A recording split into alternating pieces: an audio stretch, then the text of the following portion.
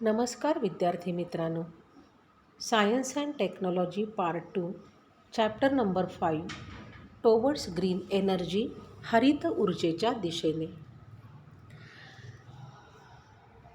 आपल्याला माहिती आहे, energy means capacity of an object to do work. Energy can neither be created nor be destroyed. Only it can be converted from one form into another form.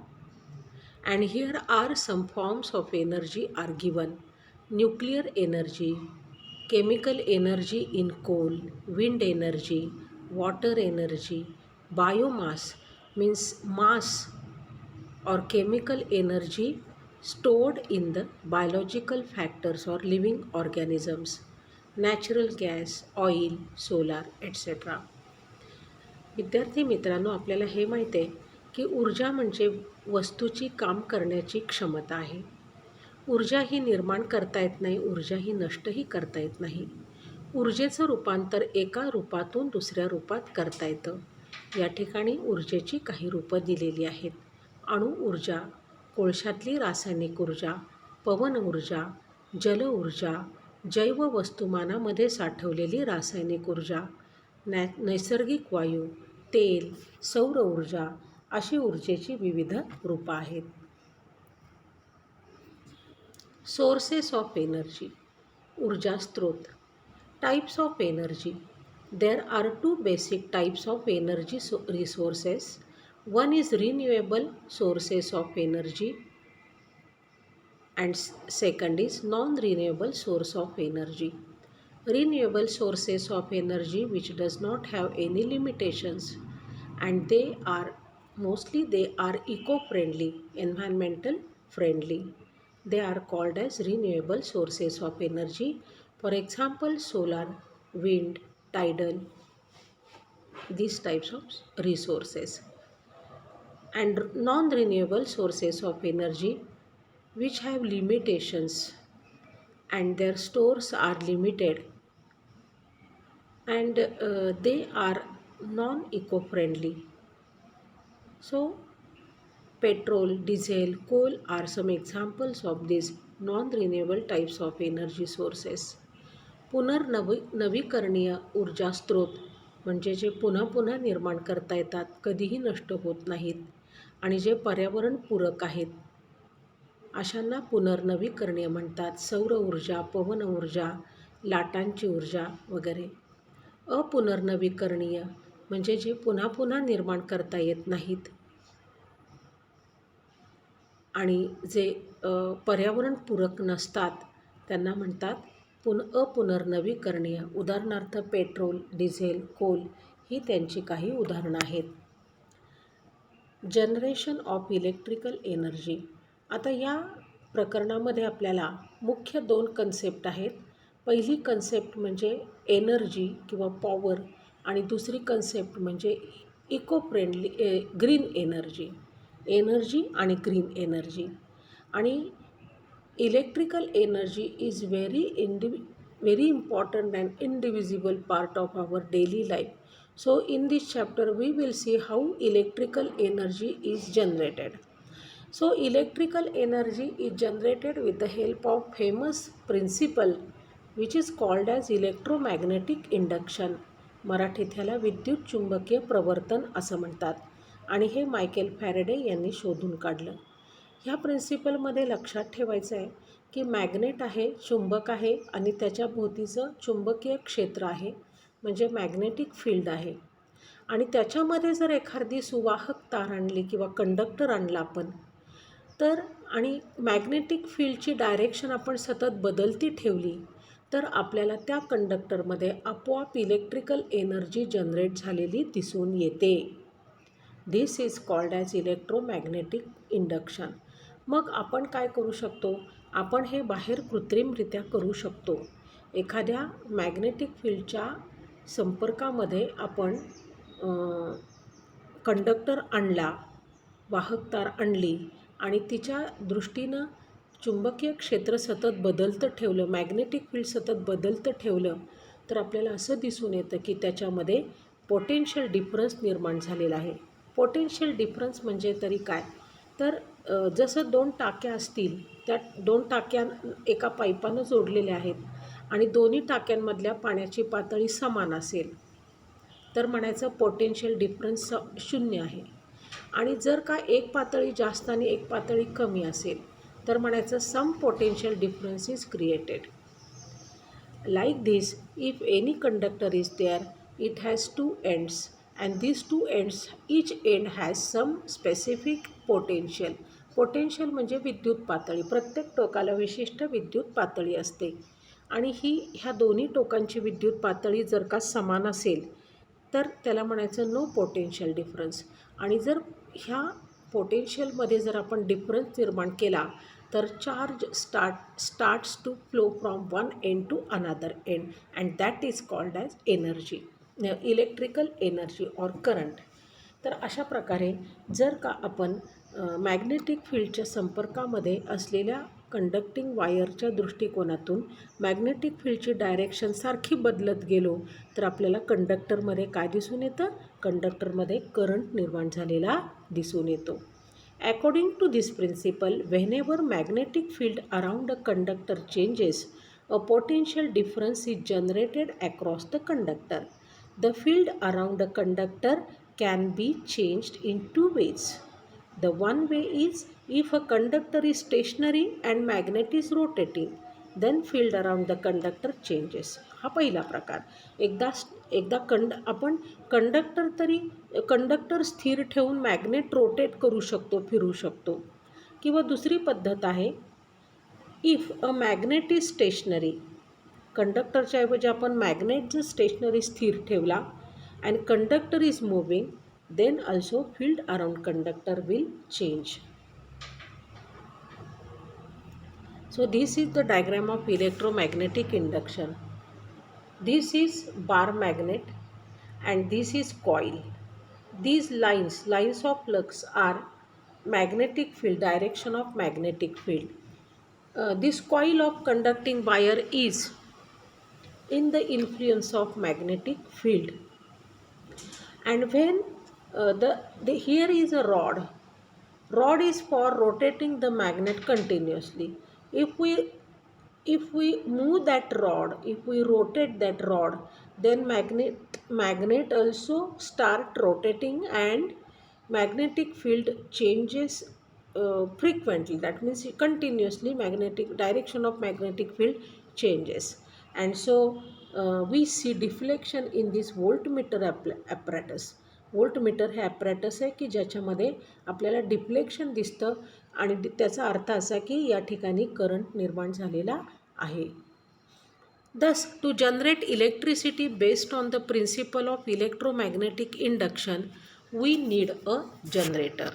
अशा प्रकारे आपल्याला अशा प्रकारे electricity निर्माण करायची असेल तर आपल्याला मॅग्नेट पाहिजे, मॅग्नेटला रॉड पाहिजे आणि तो मॅग्नेट तरी आपण फिरता ठेवला पाहिजे किंवा कंडक्टर तरी आपण फिरता ठेवला पाहिजे आणि त्या सगळ्या सेटअपला आपण जनरेटर असं म्हणतो. मग हा जो मॅग्नेट फिरवायचा आहे आपल्याला किंवा कंडक्टर फिरवायचा आहे, त्याच्यासाठी आपल्याला जो रॉड आपण पाहिला त्या रॉडला एक व्हील असतं, एक चक्र असतं, चाक असतं आणि त्याला टर्बाईन म्हणतात. आणि ते टर्बाईन आपण फिरवलं की तो मॅग्नेटसुद्धा रोटेट होतो आणि मॅग्नेट रोटेट झाला की मग त्या ठिकाणी मॅग्नेटिक फील्डची डायरेक्शन चेंज होते आणि मग त्या ठिकाणी electrical energy is generated.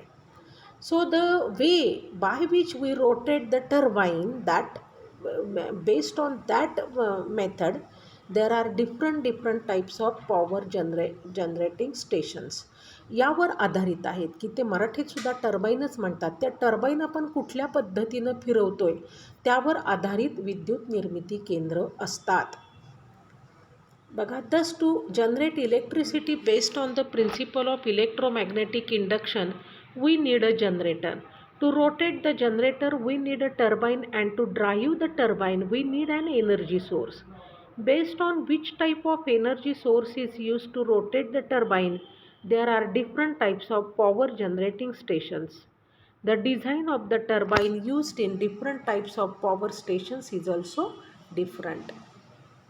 Now here we can see in diagram 5.4 flow chart showing generation of electrical energy steps. First step is proper energy source to run turbine, then turbine works, then generator works, and finally electrical energy is produced. Turbine फिरवण्यासाठी सुयोग्य ऊर्जा स्रोत, मग turbine, मग generator आणि मग विद्युत ऊर्जा. विद्युत चुंबकीय प्रवर्तन. आता हे सगळं आपण मराठीत पाहूयात. आपण पाहिलेलंच आहे, अर्थ कळला पण असेल तरी पण बघू. या तत्वानुसार विद्युत वाहक तारेच्या सभोवतालचे चुंबकीय क्षेत्र बदलले तर विद्युत वाहक तारेत विभवांतर निर्माण होते. विद्युत वाहक तारेच्या सभोवतालचे चुंबकीय क्षेत्र दोन प्रकारे बदलू शकते. विद्युत वाहक तार स्थिर असेल व चुंबक फिरता असेल तर विद्युत वाहक तारेच्या सभोवतालचे चुंबकीय क्षेत्र बदलते, किंवा चुंबक स्थिर असेल व विद्युत वाहक तार फिरती असेल तरीही विद्युत वाहक तारेच्या सभोवतालचे चुंबकीय क्षेत्र बदलते.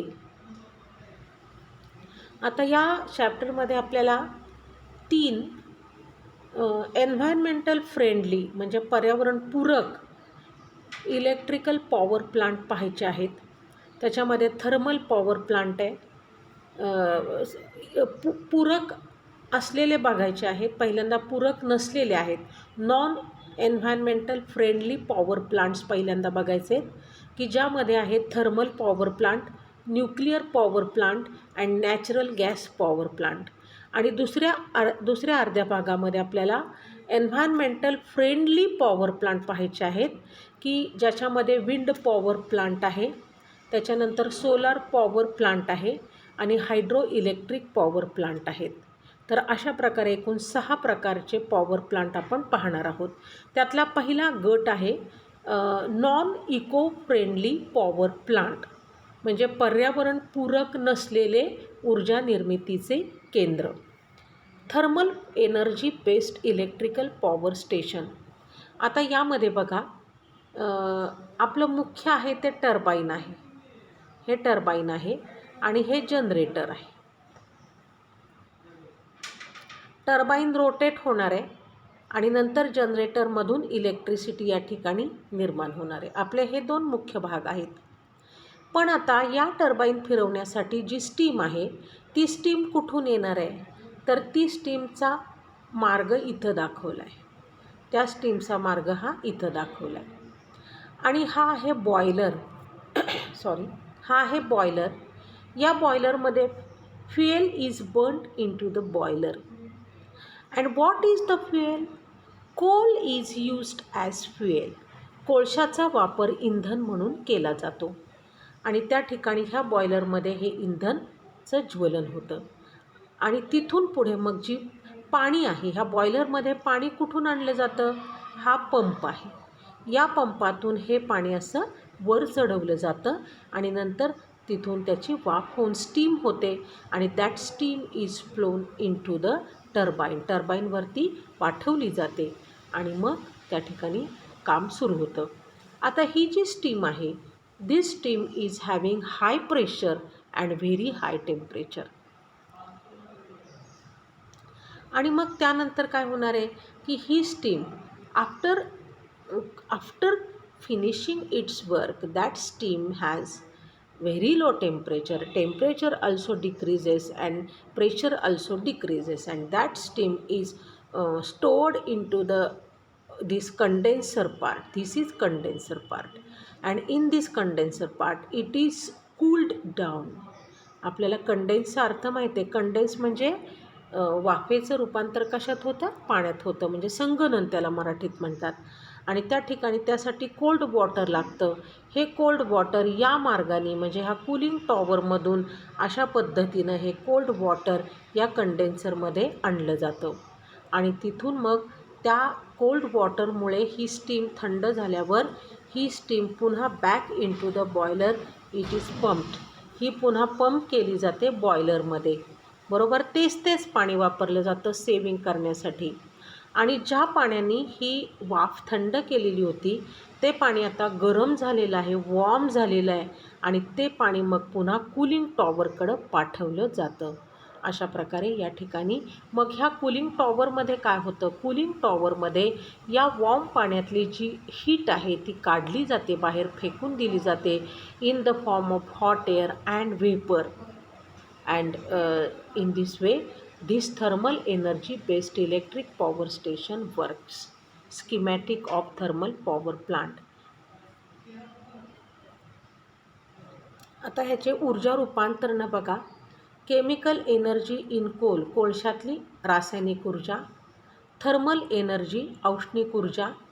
त्याचं रूपांतर कायनेटिक एनर्जी इन स्टीम, वाफेतील गतिज ऊर्जा. कायनेटिक एनर्जी इन टर्बाईन, टर्बाईनमधील गतिज ऊर्जा. इलेक्ट्रिकल एनर्जी, विद्युत ऊर्जा. अशा प्रकारे ह्यांची ही रूपांतरणं आहेत. आता प्रॉब्लेम्स काय आहेत. Air pollution due to burning of coal. Burning of coal results in emission of gases like carbon dioxide, sulfur dioxide and nitrogen oxide which are harmful to the health. Along with emission of gases due to burning of coal, soot particles are also released into the environment. बघा, वेगवेगळ्या प्रकारचे वायू बाहेर पडतात आणि त्यामुळे प्रदूषण होतं आणि त्याचबरोबर त्याच्याच जोडीनं की कोळसा असल्यामुळे सूट पार्टिकल्स म्हणजे काजळीचे कणसुद्धा हवेमध्ये सोडले जातात. This may cause serious health problems related to the respiratory system, harmful to the health. अशा प्रकारे गंभीर असे श्वसनाचे आजार निर्माण होतात. The results of fuel used in this method that is coal are limited. Therefore in future there will be limitations on the availability of the coal. भविष्यातले साठे हे संपणार आहेत कोळशाचे, त्यामुळं हे थांबणार आहे सगळं. आता आपल्याला बघायचं आहे न्यूक्लिअर पॉवर प्लांट.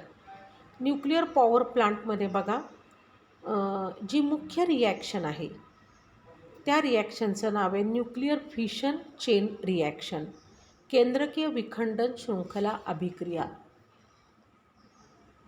मग आता ही कुठे होते, तर ही होण्यासाठी युरेनियम नावाचं एक किरणोत्सारी मूलद्रव्य वापरलं जातं. युरेनियम नावाचं radio active element is used and uranium has 2 isotopes.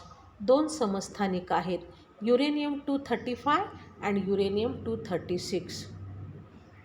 तर ह्याच्यातलं जे युरेनियम 235 आहे ते स्टेबल आहे, परंतु युरेनियम 236 जे आहे ते अनस्टेबल आहे. मग आता पहिल्यांदा युरेनियम 235 घेतात आणि त्याच्यावर एका न्यूट्रॉनचा मारा करतात. इथं दिसतं आपल्याला वेगवान असं neutron is bombarded on this uranium 235. That neutron is absorbed and it becomes uranium 236. बरोबर. आणि नंतर मग हे 236 आहे ते अनस्टेबल आहे आणि त्यामुळे काय होतं, हे पूर्ण फुटला जातो ॲटम. त्याला फिशन म्हणायचं, विखंडन म्हणायचं. खंडन म्हणजे खंड खंड, तुकडे होणे. बरोबर. ह्या ॲटमचे तुकडे होतात आणि हे तुकडे झाल्यानंतर मग तुकडे कशात होतात, तर 5-6 भागांमध्ये तुकडे होतात. त्यातले 2 मुख्य भाग म्हणजे बेरियमचा ॲटम, क्रिप्टॉनचा ॲटम. त्याच्या जोडीला 3 न्यूट्रॉन आहेत and these neutrons are having very high velocity as well. And in addition to all these things, 200 mega electron volt energy is liberated in the form of heat and light. तर अशा प्रकारे ही पहिली step झाली. आता त्यानंतर मग हे जे 3 वेगवान न्यूट्रॉन आहेत, they bombard onto newly fresh uranium 235 atoms. पुन्हा ते 3 न्यूट्रॉन ह्याच्यावर अटॅक करतात आणि पुन्हा तशीच प्रक्रिया घडून येते. मग पुन्हा त्यातले 3 न्यूट्रॉन्स पुन्हा 3 नवीन फ्रेश युरेनियमच्या ॲटमवर अटॅक करतात.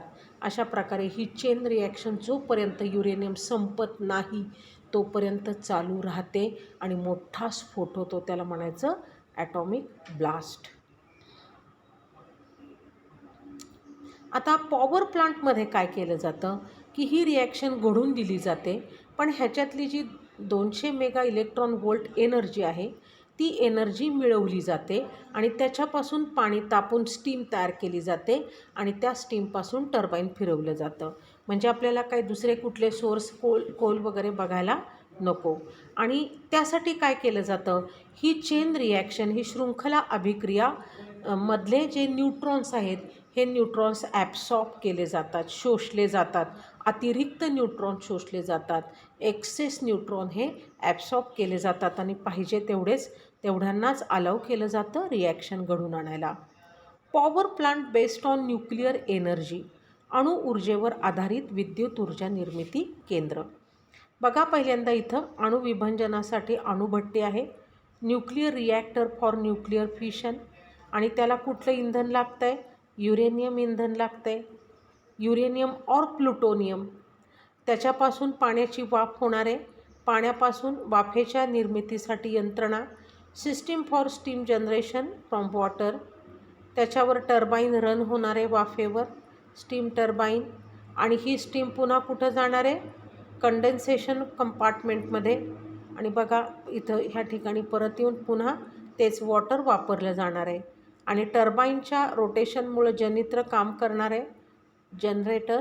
आणि नंतर काय, इलेक्ट्रिकल एनर्जी ही निर्माण होणार आहे. एनर्जी कन्वर्जन्स बघा. At first nuclear energy is converted into thermal energy. This energy is converted into kinetic energy in steam and then it is converted into kinetic energy in turbine and at last electrical energy. अणुतील ऊर्जा त्याचं रूपांतर औष्णिक ऊर्जेत, त्याचं रूपांतर वाफेतील गतिज ऊर्जेत, त्याचं रूपांतर टर्बाईनमधल्या गतिज ऊर्जेत आणि त्याचं रूपांतर विद्युत ऊर्जेत. हे जे फ्लोचार्ट आहे ते तुम्ही काढून ठेवा. तुम्हाला त्यातला एखादा ब्लँक येईल आणि तुम्ही त्याच्यामध्ये भरायचं आहे, म्हणजे MCQमध्ये येण्याची शक्यता असते.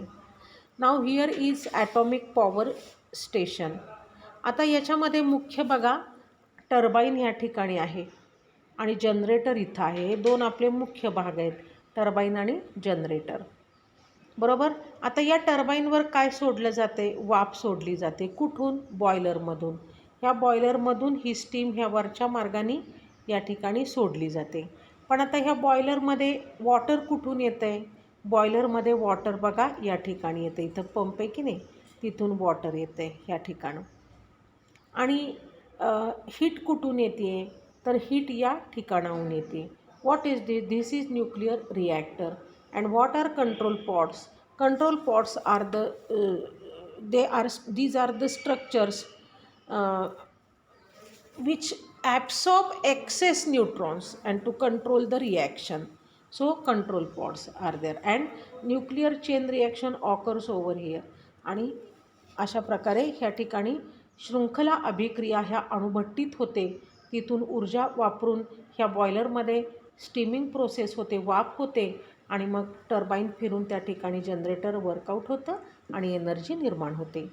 आता हा कंडेन्सर आहे. कंडेन्सेशनच्या ह्याच्यामध्ये सेक्शनमध्ये बघा काय होतं आहे की वाफ जी आहे ती काम करून झालेली वाफ खाली आलेली आहे आणि थंड पाणी या ठिकाणी येतं आहे आणि या थंड पाण्यामुळं ती थंड झालेली आहे आणि तेच पाणी पुन्हा वर सोडलेलं आहे. आणि त्यामुळे जे पाणी वॉर्म झाले ते वॉर्म पाणी पुन्हा कूलिंग टॉवरकडं मागच्यासारखं या ठिकाणी पाठवलं जात आहे. A nuclear power plant. आता ह्याचे फायदे तोटे बघूयात. A nuclear power plant does not use fossil fuel like coal. Therefore, problems like air pollution does not arise. Also, if sufficient nuclear fuel is available, this can be a good source of electrical energy. However, there are few problems associated with nuclear power generation.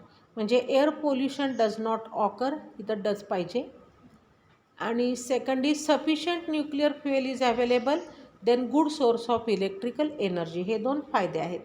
आणि problems कोणते आहेत, the products after fission of nuclear fuel are also radioactive and emit harmful radiations. These products are called as nuclear waste. How to dispose the nuclear waste safely is a big challenge before the scientist. ह्याच्यामुळे खूप अणु कचरा निर्माण होतो आणि या अणुकचऱ्यामुळे तो कशी विल्हेवाट लावायची हा एक मोठा प्रश्न आहे. An accident in nuclear power plant can be very fatal. This is because the accident may result in release of very harmful radiations. असे अनेक अपघात झालेले सुद्धा आहेत. आता आपल्याला पुढचा पॉवर प्लांट पाहायचा आहे, नैसर्गिक वायूंचा विद्युत ऊर्जा प्रकल्प. Power generation plant based on energy of natural gas. याच्यामध्ये काय केलं जातं की कंबशन चेंबर असतो एक, म्हणजे ज्वलन कप्पा. त्याच्यामध्ये नैसर्गिक वायू हा त्याचं ज्वलन होतं. Natural gas is burned over here. त्याच्यासाठी कशाची मदत घेतली जाते? एअर, भरपूर एअर, प्रेशराइज्ड एअर पाठवली जाते. Compressor for pressurised air. उच्च दाबाच्या हवेसाठी कॉम्प्रेसर इकडून पाठवली जाते हवा इथून, आणि इथून नैसर्गिक वायू पाठवला जातो. मग तो वायूचं ज्वलन होतं आणि त्याच्यापासून जो नवीन गॅस तयार होतो त्याला पण हाय प्रेशर असतं आणि तो मग टर्बाईनवर सोडला जातो आणि त्या गॅसमुळं टर्बाईन फिरतं आणि मग जनरेटर वर्कआउट होतं आणि नंतर विद्युत ऊर्जेची निर्मिती होते. इथं बघा ज्वलन कक्ष, आपलं टर्बाईन बघा, ह्या ठिकाणी टर्बाईन आहे आणि इथं जनित्र आहे, टर्बाईन अँड जनरेटर. आणि कॉम्प्रेसर इथं आहे हवा पुरवणारा. आणि हा जो ज्वलन कक्ष आहे, कंबशन चेंबर, त्याच्यामध्ये काय नॅचरल गॅस हा त्याचं ज्वलन केलं जातं. आणि मग त्यापासून काय मिळतं परत? मग ह्या ठिकाणी जनरेटर आणि बाहेर पडणारे उष्णवायू, थोडेसे उष्णवायू बाहेर पडतात, emission of hot gases, and then electrical energy is generated. Energy transformation बघा ह्याच्यातलं. Chemical energy in natural gas, kinetic energy generated due to combustion of natural gas, kinetic energy in turbine and electrical energy.